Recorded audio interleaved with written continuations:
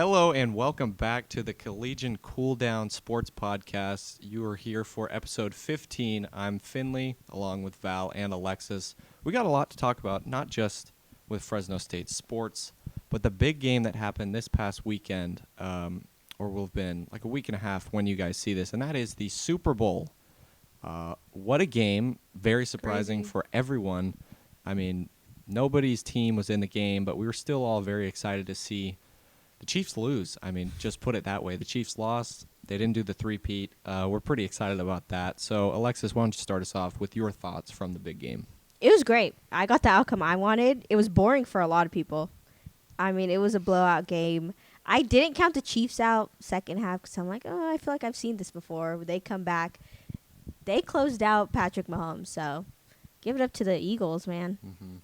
One of the big points that I put is Jalen Hurts that guy. And I was talking to my friends earlier this week. I said yes. One of my friends is a Cowboys fan, so he was very anti-Jalen Hurts. The things that he did in that game, he took care of the football. He had the one interception. That was that one mistake. But he came in and took over the game. Yeah. Used his legs. I mean, he's not known for throwing a whole lot of yards. He averages, I think he averaged like 180 passing yards this season a game. Goes in, throws for 220, adds 70 yards on the ground. Saquon Barkley was kind of shut down, held to under 60 yards rushing. He was a threat in the passing game. But Jalen Hurts took over, had obviously the one mistake. From then on, I mean, he only missed 5 throws. He played a pretty perfect ball game. And I mean, you're not asking a whole lot out of him when you got a guy like Saquon Barkley, but he took over the game. I think the haters should be quiet now at this point. Why are you looking at... I'm not a Jalen Hurts hater, by the way. Just saying for everyone, you can start us off. I think the haters should be Like, quiet. the haters directly at me. But I think Jalen Hurts did a really good job. Like, Patrick Mahomes, as good as the guy is, I did expect him to, do something in the second half, because usually they are kind of a second-half team. But I mean, he couldn't do anything, and Jalen Hurts did everything, so props to him. Got the MVP award. So that was nice to see, and Hurts stepped up when he needed to. yeah. He stepped up big time. I thought Saquon Barkley was going to have a big game. He didn't. He Well, couldn't. he got shut down, yeah. And so he stepped up when he needed to. He used his legs because he knew the run game wasn't there. So, I mean, gosh, big game for him. Mm-hmm. His O-line is fantastic, but against that pass rush, very hard to run the ball effectively. But when he did get pressure on him, he just escaped every single time, going for those good 15-yard runs, getting the first down, sustaining drives, and then that bomb to Devontae Smith really put the nail in the coffin. Yeah. I was more than happy seeing that. But going over to the other side, the other QB, because you say wins and losses are QB stat, everyone is sort of not blaming Patrick Mahomes, but he didn't have a good game. It was a horrible game. Did not make the right decisions, did not make the right throws. So Where was that Patrick Mahomes last season? Right. Exactly. Wait. So Tom Brady was having a field day. He was having a field day up in the box. So when you look at this, obviously the O-line, I mean, going against a great defensive line like the Eagles, it's hard to not allow pressure. But Patrick Mahomes just simply didn't have a good game. So where there's obviously blame for a lot of people on the Chiefs, I think a big portion of it should go to Patrick Mahomes, who's, I mean, everyone's accustomed to seeing him stepping up in those big games. You haven't seen him play like this since that Tampa Bay game just a couple of years ago. I mean, he didn't do anything at all. He kept getting the ball deflected when he was passing it. His O-line, didn't protect him much. But, I mean, use your legs and run a little bit, which he was trying to do but didn't succeed in. Credit due definitely to the Eagles defense. They put in a lot of work, which is like what they say, defense wins championships, and I feel like that's definitely what happened. Yeah, their pass rush for the Eagles was, on point that day. It was so good. Mahomes I don't know how many times that guy hit the field. He hit turf so hard. So many times Mahomes couldn't escape the Eagles' pass rush. And we did talk about it in our last podcast. If you want to listen to that one's out already. But we did talk about how their pass rush needed to step up if they wanted to restrain Mahomes from getting yards on his feet. And they did exactly that. I mean, Xavier Worthy did get a couple receptions and stuff. He Yeah. had a big game that day, but Kelsey didn't do much. Nobody did anything, so it's kind of hard. Their run game couldn't even do anything either. They didn't run the ball effectively, but they No. never gave a shot to Isaiah Pacheco or to Kareem Hunt, which is the really weird thing. It's very hard to run against a team like the Eagles. You've seen not a lot of teams be able to do that this year, but you can't completely abandon it, especially in the biggest game of the season. They didn't even try to run the ball. And you need a run game. That You have opens to. up plays for your wide Exactly. receivers as well. Yeah, you need a run game, and it was not effective at all. They never tried it. It was just Patrick Mahomes step up, and a couple times he seemed to step into the sacks, not even try and get out. But I think they were just too comfortable. Obviously, they expected to win. Came in a little too comfortable. Didn't expect to do as much work, and the Eagles did put in the work. So, yeah, I don't know. I did see like a video afterwards of the Chiefs had like their celebratory outfits. So walking out of like the locker room, they were all dressed like super nice because they didn't pack like anything else. So kind of shows their mindset, I guess, going into the game. I mean, it's so nice for Saquon, though. Yeah. Finally plays in meaningful games this season, and he stepped up. Obviously, maybe didn't have the performance he would have liked. He got the but team there. He was Exactly. such a big factor the whole Yeah. season. Exactly. He should be definitely proud of himself. I mean, for even to be on a team now coming from the Giants, who that was kind of a Didn't waste of a not- career, yeah. you know? Yeah, going back to the game outfits, I saw a clip of Joe Burrow and sort of how he goes about dressing for certain games, and he was talking about he had some interesting fits this year, but in big games, he was saying like it just depends, win or lose. Because if you lose, you come in with a pretty cool fit on. You want to obviously walk out with the win, but you want to walk out looking good. And he brought up Cam Newton. He dressed up really nice to the Super Bowl. They lost, and then he like comes back in sweats. So obviously Travis Kelce kept his He same did. game Yeah. outfit He did. with Yeah. just walking with his head. He probably had Just a like date that. after or something. Yeah, he had I a mean, stage yeah. dress. So it's interesting seeing, the Chiefs so prepared, so ready to raise that third banner, and they didn't do it. And speaking of Travis Kelce, just a no-show in the playoffs, Yeah. He didn't and do much. did not. You don't have to say it under your breath. You can say He didn't he did do not much. do much, if anything, especially in the Super Bowl. Didn't catch the ball. Didn't. I don't want to say he didn't try, but there were some plays, if you really look at the nitty-gritty part of it, just missing blocks right off the line. And that's why a lot of people are saying Rob Gronkowski is the best tight end of all time. That's why George Kittle is better than Travis Kelce. Got to be willing to block, especially in the biggest games, whether you're getting the ball or not. Kittle is going He's to a lay someone blocker. out. Yeah. He is a blocker. It doesn't matter if he's running a route or if he's just supposed to He sit there might and not protect. get as many receptions a game He as has- everyone else. He's not going to get Yeah. you your fantasy points, let me tell you that. But he will stiff arm somebody and pancake them to open up a wide receiver to run through. He a has slot. as much fun hitting someone as Yeah. he does, catching touchdowns, running. But Travis Kelce just did not perform. Yeah, he's not a blocking tight end though. No. He's never been, and I think that's where he lacks. And you could see it in the Super Bowl. I Mhm. mean, throughout all the playoffs, it was horrible. I almost forgot he was on the team. Like that's how bad it was. Yeah. Luckily, he has Taylor Swift because if not, I would have forgot. I would have forgot who was They on. didn't show her as much on No. screen. No, well, I proved- mean, she was sad. Of Yeah. course, they're not Yeah. going to show her. Not a whole lot to root for Yeah. T Yeah. Swift and the fans. But a Chief that did show up, Xavier Worthy had Yeah. the fifth most receiving yards in Super Bowl history. He had 8 catches on 8 targets for like 157 yards, and he obviously had the great catch on a dime from Mahomes. That was his best play of the day. But it was obviously too little, too late. So Yeah. you do get to see. What's still big for him? Yeah. I mean, it's your first season, and you're coming out and make a run to the Super Bowl, and you have a game like that when your team is doing so bad. Good for him. I mean, he's really representing the Valley, which is pretty Yeah. cool. Yeah, especially, they have no Rasheed Rice. No other receivers really stepped up. And you have your rookie do that. That's got to bring a lot of good energy going into the next season. Obviously, you lose the game, but there's still something to look back on and reflect going into next season. Yeah, well, there's a lot of stuff that went good that game. Eagles won, but, I mean, there's so many bad stuff, too, and that can be a whole nother thing with the scoreboard, Tom Brady, and stuff like that. I mean, it was so bad. So bad. But good thing came out of it. Eagles won. Eagles win. We were all right in our predictions too. Yes. One of Yeah, us we fly, were. Eagles Fly, Eagles, fly. Uh-huh. And they won. Moving on to our next topic, going back to college sports and something that's really defined the past couple of years, especially in college football.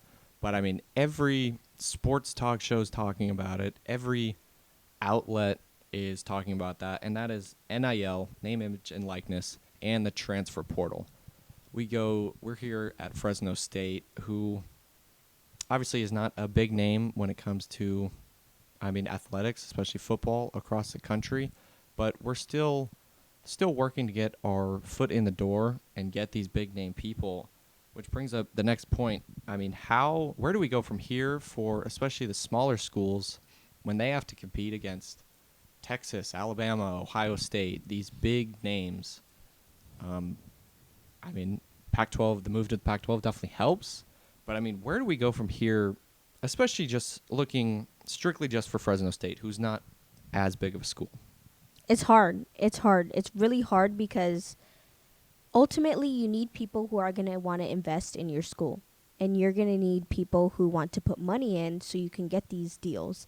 Now, if your team is already, if you're like a super big school who gets a lot of donors, you have more money to disperse in NIL.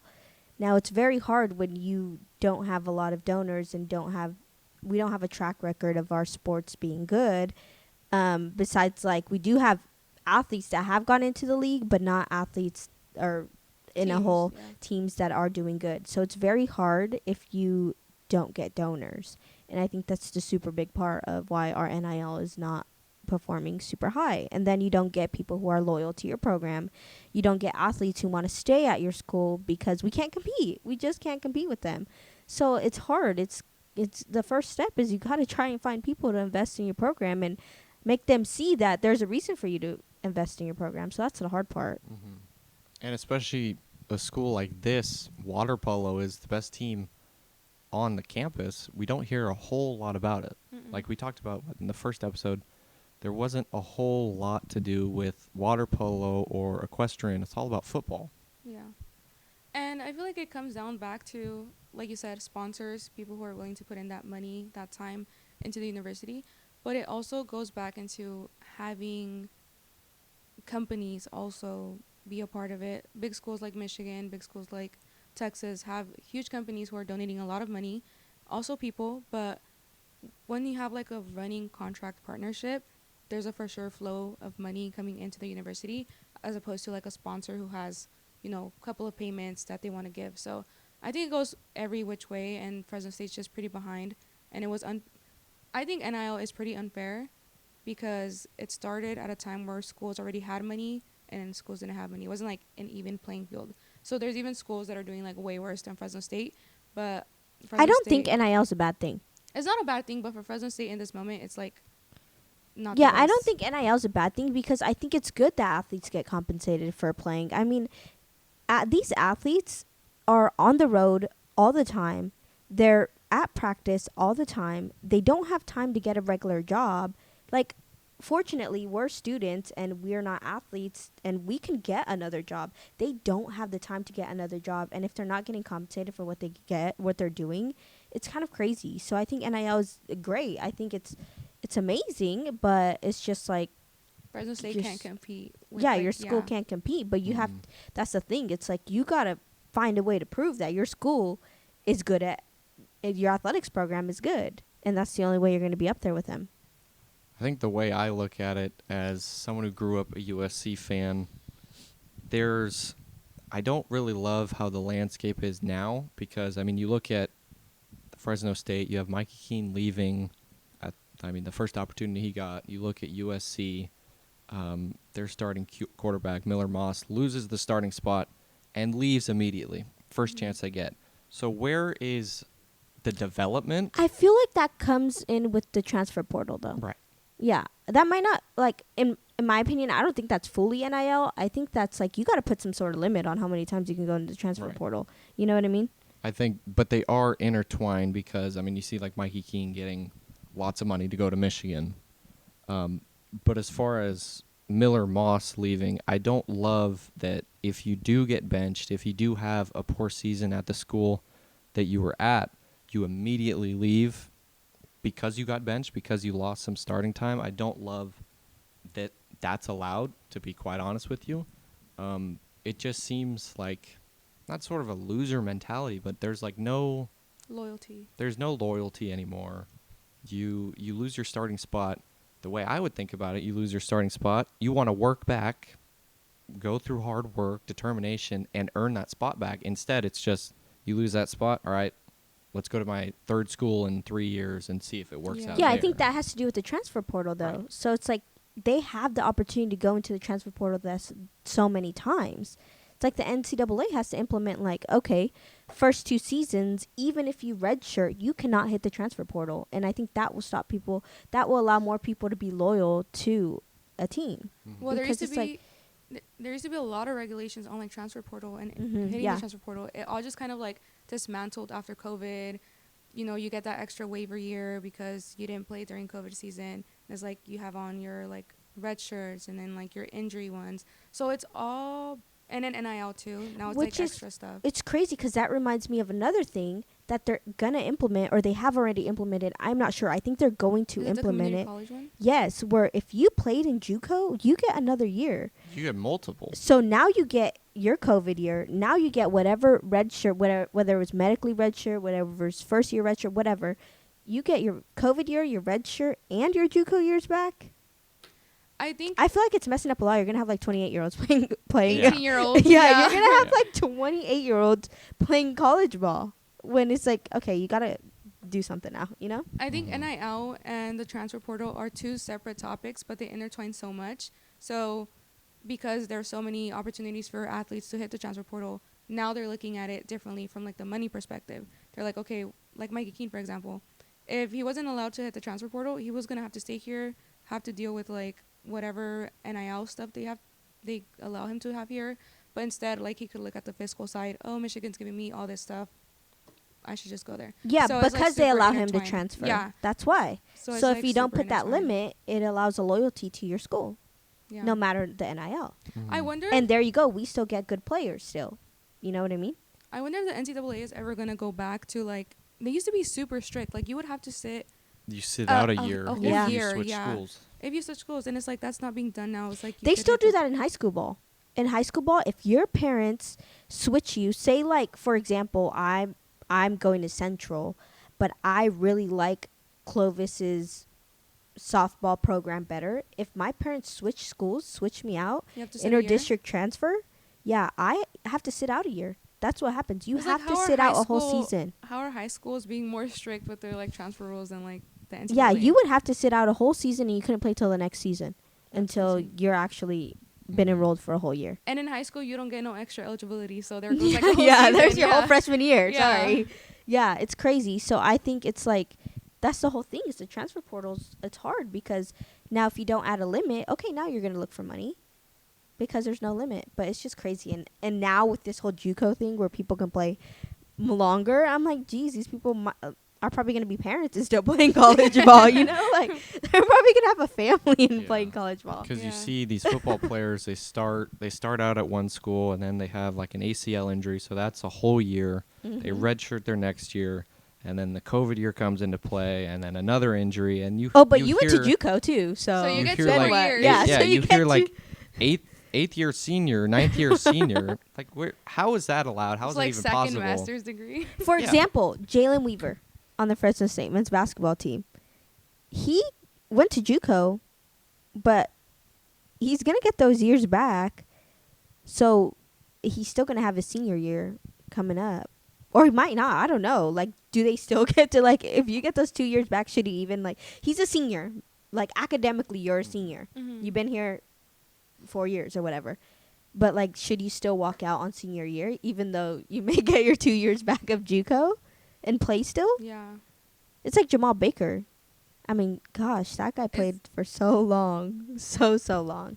But it's like goes back to COVID waivers and then just adding on more waivers, it's like it That's seems what like I'm the NCAA is like saying. adding more years instead I'm of like, do you not want to see this generation of like athletes like get out of? low key, wouldn't that make it harder for like high school students because there's so many other student athletes on the transfer portal? Then now it's like, because I've been noticing that a lot of the past recruiting classes is like smaller and smaller and smaller, and it's just like more transfers.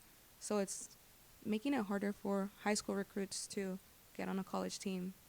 So I mean, it's another crazy. side Yeah, you can have a whole bunch of years of college eligibility and be like so old. And switch teams as many times as you want Yeah. with no penalty at all. So Yeah, I think you can't switch like back to back. I know there is something where it's like if your coaching staff leaves, like you won't get penalized and stuff, but they still need more regulations because it's just like they're leaving. Like I get it, Mikey Keene, like he probably didn't get penalized because Tedford wasn't there and there's Yeah. coaching staff. Well, I mean, like going back to like that same role, Fresno State has gone through like, what is that, 3 coaches in the past 3 seasons For what? for football. Tedford, skipper, and now the new head coach. So it's like if a player has been on the team for 3 years, they've had 3 opportunities to go into the transfer portal already. And Well, it that's, like, kind of too happened like many. mid-seasons all the time though. Yeah. It happened like bowl game and it happened like Does it still count for them to be able to enter the transfer portal, or do they have to like? well, you complete enter the those transfer portal at the end of the season. Mhm. But I feel like when Tedford stepped down and he came up, I don't think that is a change in coaching staff. A change in coaching staff would mean like Tedford to Ants. So would it be Tedford to skipper because he was interim? Yeah. Well, they Mhm. they opened when Skipper came in. The 30-day window opened up For for players the- to So that's leave. like Like players. It was a in- bowl right af- before Yeah. Bowl game, right? right before preseason when he Mhm. got because he just stepped up for interim for the bowl game, Mhm. and then he got announced as interim head coach like 3 weeks before the season, something crazy like that. That's when the 30-day window opened, and Yeah. only one player left, which is pretty interesting. And this second time around, when Ents came in, It Right. opens. it again. opened, but Mhm. I don't think they get penalized for that because it's up to Ents. Ents might not even keep him. Ents might not even want him either, so they have the opportunity to go into. That's why you've seen a lot of people go into the transfer portal and come back out because they're testing out their options because you don't Mhm. get penalized for going into the transfer portal because you're switching coaches. You know what I mean? And that's another thing from the coach and the team's point of view. They want that window to shrink, especially Right. during the bowl game, because you're running out there with, I mean, your 3rd, 4th string guys Yeah. because everyone hits the transfer portal as soon Yeah, as we the didn't even season have Mikey ends. Keene go out into Right. the game this season either because he Yeah. was. We had Magdalena as our obviously wide receiver 1, Mhm. but I mean Raylan Sharp left, Jalen Moss left, Mhm. so that's something that I mean, did coaches, Malik Sherrod even play? Because No, he hadn't played no. in a really long time. Yeah. It's his injury. Mm-hmm. That's something that He coaches. ended up transferring too. I believe in January they got together and voted that they do want to shrink the time between the bowl game, between the end of the season and the bowl game, because now, I mean, bowl games don't really, like, you could read the story on the Collegian site. Bowl games, it's not that exciting anymore because you have guys just leaving the first chance they get as soon as the Mhm. season ends. Maybe it doesn't go their way. Maybe they don't like the bowl game, don't like the head coach, whatever it is. I think it's more like also if you are testing out your options, you don't want to get injured because why do you want to Yeah. go to another team and be Right. injured and then they're not going to want to pay you whatever NIL or whatever because you're not even going to play or the team might not pick you up. So I think Mhm. that's also a concern as well for the player. From a coach's perspective, I would hate to hear like a week before it's like you don't have all of these starters. Yeah. You have to like. And now do you what gotta figure out, you yeah. gotta and I mean that's hard, but 2 That's years the ago, most. Florida State, who was like pretty much a game away from being in the playoff, they lost like 18 of their 22 starters that's crazy. from the transfer portal. And then you look Yeah. at this year for Fresno State, they lost a lot of people So many. Yeah. going into that bowl game. I mean, the way I would think, you'd want to finish your season off strong, especially with a guy like Skipper who came in very late into the season, was kind of just thrown into the ring. I think you'd want to finish the season off with that guy, for that guy, but a lot of people just left. Yeah, but then again, it's like I went into Skipper's press conferences and stuff, and he's just like not a competitive guy. He's just like more happy for the opportunity and so grateful to be there, win or lose. He's like, I'm happy to be here. So it's like also it's like if you're not motivating us and if you're not trying to like if we're not getting that energy from you, it's like come on guys, let's finish off strong. I want to win this thing. He's just kind of like let's enjoy this opportunity. Like, it's not like you gotta have to have that connection with your athletes as well. Like, let's win this game. It's our last game. We don't want to end the season like this. We need you guys. And I feel like I didn't get that vibe from him. I got like, guys, I'm so happy to be here. I'm so happy to be the head coach, but I don't really care what happens next. Like, I was just glad I got to do this season, you know? You don't know what happens, what goes down, like in the locker rooms, in the huddles. So I think, I don't, but you could see a lot from his press conference. Like, yeah, I mean, you could see a lot, and I got the same vibe from Wahlberg as well at press. It's kind of like, you know, we just got to stick together. That's what he would say. We just got to stick together and try our best. And then this past weekend, I'm like in their huddles, and I'm like, yeah, like I could really see you are actually like that. like so. I mean, you can't just like turn around and become a whole nother person at press. You know, I feel like a little bit's still in there, and I'm sure the players see it.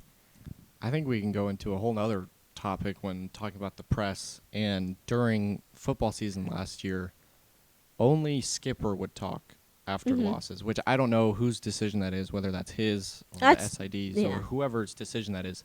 I find it quite interesting that only he would talk after every loss, whether it was an away game or a home game. That might be the SID. Yeah. That might be the SID that doesn't allow a player to go on, because sometimes they do that for basketball too, because they're doing so bad too. They won't allow a player to go out to media. But years before they've been lately. Yeah, but and also they did have Tedford, which was like a certain head coach, so that could be why. I'm not sure, but yeah, that's what I think. That was just my biggest question from this past football season, and you still see it for basketball as well, men's and women's basketball. I mean, even volleyball, that happened when I covered a game. The coach just did not want to talk. And especially for football, if we want to do, like, make things professional, make these, prepare these which is so hard, athletes right? for maybe they do go to the next level, you have to be willing and able to talk, win or lose. And I'm not saying you have to interview the whole team, but just if you win, you bring up, the coach, 2-3 players. If you lose, you can't just have the coach go out there. Because the coach didn't play. Right. And even if, you lose a game, you still have players that may have played well or may have made a mistake that you want to be able to talk to them about it so that maybe they can have a learning moment in that press conference. But at least we talk about being able to connect with these athletes. It's kind of hard to do that when you only get to see them, hey, we just won our game, we're happy to be here. I feel like, and it's hard because I feel like when they win, they always do bring an athlete, but when they lose, they don't bring anybody. And it's not very transparent, honestly. And it is horrible. Like, you think about college athletes and you think, like, dang, so highly of them. It's like these people could get into the league and they're not ready. And it's like, and in the league, reporters are not going to be in a press room. They're going to be in the locker room, like, bombarding you with questions. So it kind of prepares them as well if they do end up going to the league. But I don't know. It's kind of odd. I mean, past years for football, they would bring out 2 players and a coach regardless, win or lose. So and then it's like something interesting they did. It's also like if you bring them out, right? They always tell the reporters like certain times, like, oh, you can't ask about this subject. You can't ask about this subject. Well, why can't I ask whatever I want? And that's on you if you media trained your guy or not. Like, you know what I mean? It's like certain players you can tell they're very media trained, and certain players you can tell they don't go out to the media much, but they have a good game, so they have to take them out to media. And it's like, well, don't tell me what I can't ask. Just media train your guys, and that's that, And I feel like it's very limited. They're very cautious of what you ask them, very cautious of like the stuff that you say or put out there, and it's not right. Yeah, we get into the press conference. Hey, only one question. Like, that's crazy. Yeah. We got to be able to communicate a little bit as like reporters with whether it's just the coaches or with the athletes, because win or lose, I mean, you see it national championship games. Nick Saban's going up there with 2 of his players every time. Like these big games, these big programs, they're going out there regardless if they win or lose, and they just have to. I mean, not take it, but it's just a normal thing. You got to be able to talk about what happened, what went wrong, or what went good if you win. But win or lose, there's still things to talk about. They baby them. Yeah. They baby them too much. They don't want their feelings to get hurt. No, like, what are we gonna say? To get them, we just want to know, hey, what Mikey, what made you throw right here? What did you see? What did you think was going to happen? Why didn't you make the shot? Whatever it may be, whatever sport it may be. I think you learn a lot more so from the losses then you do the wins, but we don't get a chance to Yeah. learn about any of that. They're too babied. Well, now that let's step off our soapbox here and talk about more Fresno State athletics. Baseball, their second series coming up at home against Fullerton. They start their season. They started the season on Valentine's Day against BYU. What do we think about the baseball team this season? The baseball team did lose some players. Bobby Blanford, Hotfee. They lost them last season. They were in their run to the NCAA tournament. But, again, coach. You can't count out Coach Overland. He's very experienced. He's came to school here. He played for the Diamond Dogs. He's been to the tournament before. He's been to Omaha before. He won the World He's Series. just like, see, that's like players will have so much respect for you. And he's a coach. He started off as interim as well. He's just a coach that he will gain respect from the players. And he's very respected from the players. And I think they're looking to have a huge season. I mean, they do have players returning. They have Murph Gray back. He's looking to have a huge season, too, as he's MLB prospect already. Mm-hmm. So Second team All-American, not just Mountain West, all of NCAA baseball. yeah, so I mean, it's just like that team is looking to be so solid this season. Yeah. I'm excited to watch them play. I feel like last season watching them make the run in the Mountain West tournament, not the best in the World Series or the NCAA tournament, but I mean, still even making it there is already an accomplishment within its own. So I think coming off of that, they are for sure going to want to go back and do better. Same thing, echoing what Alexis said. Coach Overland, very well respected, very experienced. Went to the World Series, was on that Diamond Dog. Underdogs to Wonder Dogs or something like that. But yeah, I mean, Overland has a good system going on. I feel like he's the type of guy to develop his players, which is nice. And Murph Gray, I feel like that's the guy to look out Yeah, for. I think especially. the ones that are going to step up a lot is Bobby Blanford and Murph Gray, just because they've already had experience going into the tournament and playing at a high level. So, I mean, they're the leaders on the team now, and they're for sure going to step up. Mm-hmm. And switching over to the softball side of things, not the greatest of starts, but they're still easing into the season. They finished 1-4 at the Stanford Invitational. But the Fresno State Kickoff Classic is coming up along the same time as the Diamond Dogs are starting on Valentine's Day. And then they are off to the Mary Nutter Classic. That's starting Friday, February 22nd. So not the greatest start to the season. They but did it's lose one early. of their top hitters, too. I did do a feature story on Ahi Madsen. Well, she was a senior last year, so they don't have her anymore. I mean, she was a phenomenal hitter. She was their top hitter on the team. They're without that big anchor on the team now. They do still have the same pitcher, so, I mean, they're going to look to rebound from that. I think there's an opportunity, though, for, like, younger players or the players who have been waiting to get an opportunity to kind of step up. The start of the season, I feel like it's always pretty shaky for softball within the past few seasons. They kind of start off slow and then pick up the pace a little bit. So, I mean, hopefully they're able to pick that up, get a good hitter. It's hard to fill spots like that when you have such a good player. But, yeah, Alexis did write a feature story. It's right here. Make sure you look that. But, She's I don't still know. a part of the team in a way. I believe she's a graduate assistant now on the team. So that's a awesome opportunity for her. So she's helping in a way still with the team, Mhm. and she's getting her master's program here. So she's still contributing to the team, so I'm sure she could add those assets, but it's so difficult when you don't have Matson on the field. Mm-hmm. It's so interesting hearing a lot of these athletes are always coming back and joining the coaching staff. I think Fresno State does a really good job. I mean, they bring back a whole lot of people, whether, doesn't matter the sport. They're always bringing back people and building up that next generation of teams, which is really cool to see, especially for a player that was able to help the team so much last year. Yeah. Moving on to basketball and the NBA. Just wanted to step on my soapbox here and give my whole spiel about the All-Star Game. They changed the format yet again. Mm-hmm. I think the NBA All-Star Weekend has now fallen into the same graveyard as the Pro Bowl and the NFL.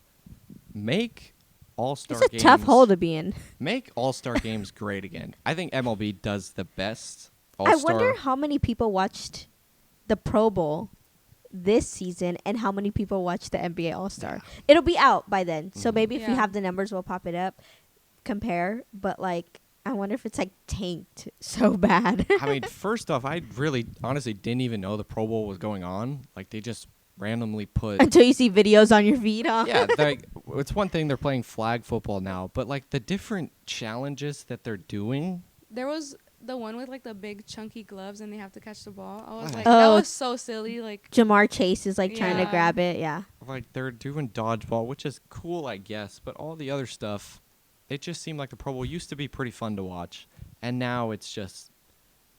I don't think the guys care. I mean, and then you look at the NBA, they've changed the format pretty much every year from the past couple of years. They switch from East to West to guys like the captains LeBron and KD pick the team. Mm-hmm.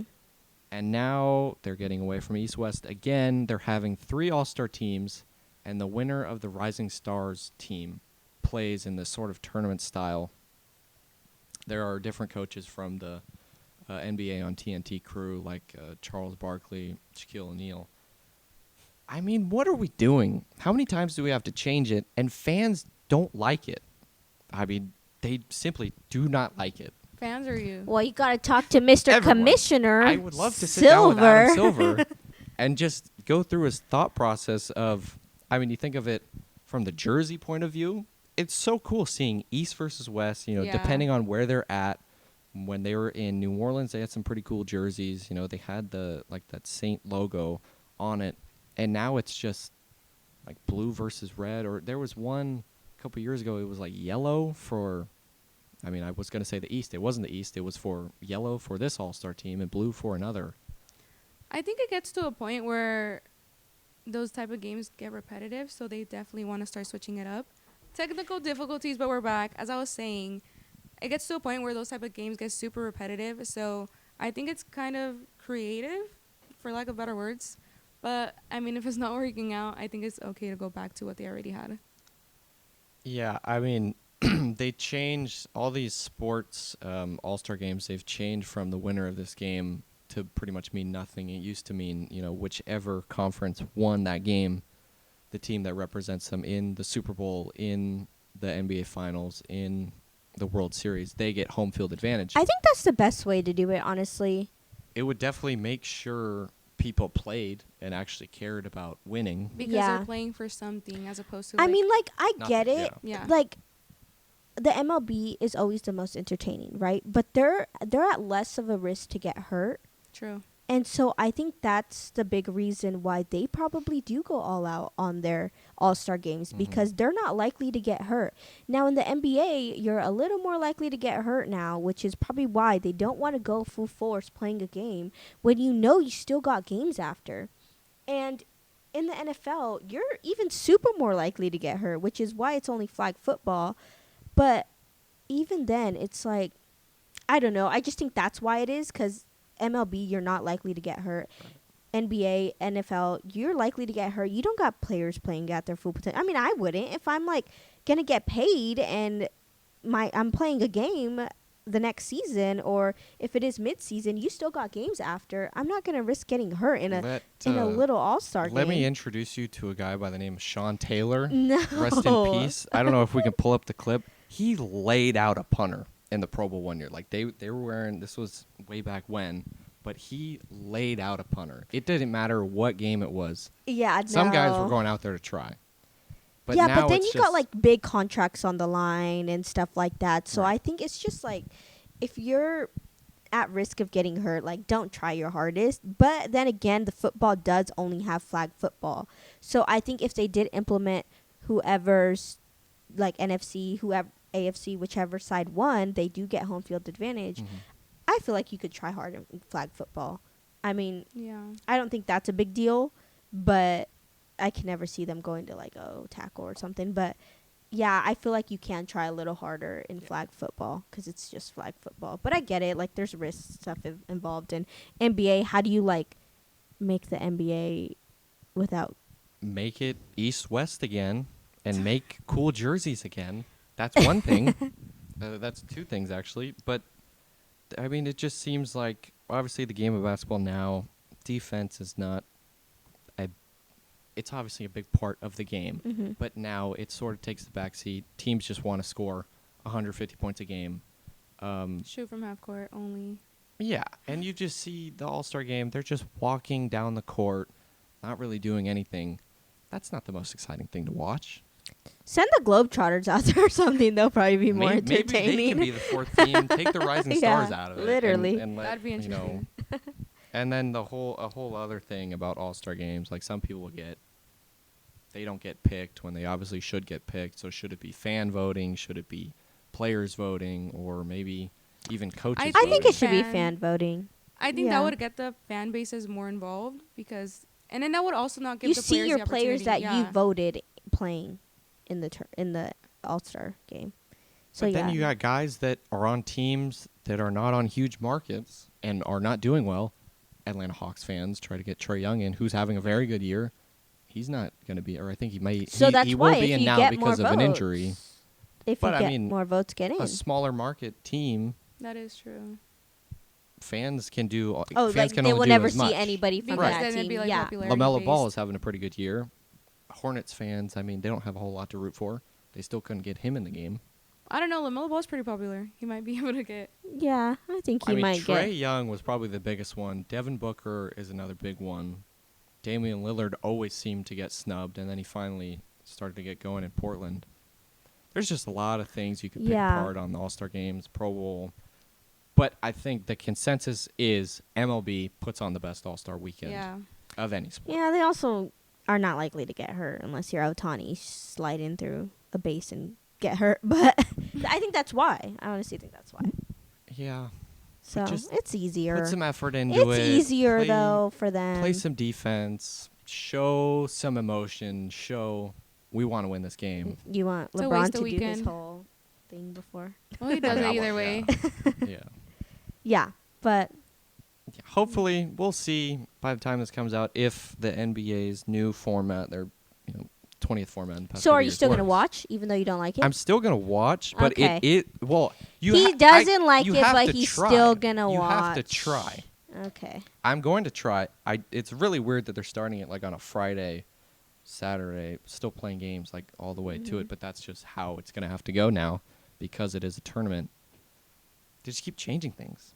I don't like them changing things, especially when it's worked Just keep Adam. for replaying. all this time. Adam Just Silver. go to YouTube during the All-Star game and just watch the old one that you like at the same time that the Cast new it one. on the TV. Yeah, at the same time the new one's playing, and Yeah. then I could actually see You'll like Chicago it. Bulls in an Yeah. All-Star Yeah. game. So there you that's- go. Okay, now we end another episode, and I'm hyped up and very happy. So thank you all for joining the Colegian Cooldown, episode 15. The previous episode is already out, so make sure you check that out and look for new stories from the sports section on the Colegian website. Thanks for joining. Yeah, And give the us new your setup. yeah, New setup next week. So give us your thoughts on the All-Star game. yeah.